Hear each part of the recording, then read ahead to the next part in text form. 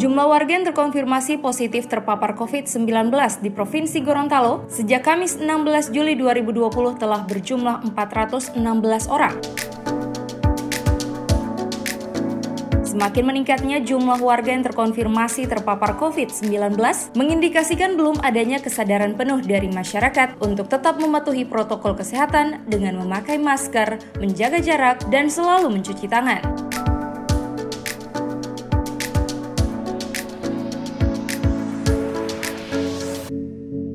Selain itu, peningkatan jumlah terpapar COVID-19 ini karena telah berakhirnya penerapan pembatasan sosial berskala besar (PSBB) sehingga menimbulkan asumsi masyarakat pandemi COVID-19 telah berakhir.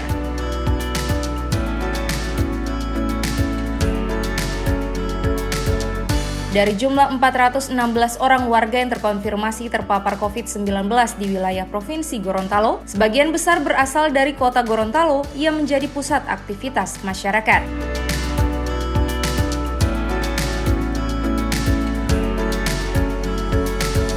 Oleh karena itu, dalam rapat teknis Satuan Gugus Tugas COVID-19 Kota Gorontalo membahas rencana aksi untuk memutus rantai penyebaran COVID-19 dengan memaksimalkan penerapan protokol kesehatan baik di instansi pemerintah maupun swasta. Saya kira harga masih bersaing itu, dan kalau kita ini kan makan sebagaimana biasa kita tanggungan.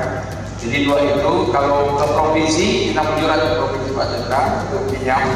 Kalau ke sana kita menyurat untuk penawaran, mungkin bisa diturunkan dari 60 per hari. Kemudian untuk perhubungan kita optimalkan dan gunakan mereka yang telah kita bentuk 100 meter itu untuk tadi Pak kita bilang keliling-keliling anak-anak bentor itu untuk kesana kemari yang kita sudah ini. Nanti mungkin dalam setiap minggu kita pakai dia sekali, kita sewa 50.000 yang bisa keliling-keliling teriak-teriak untuk new life, normal life.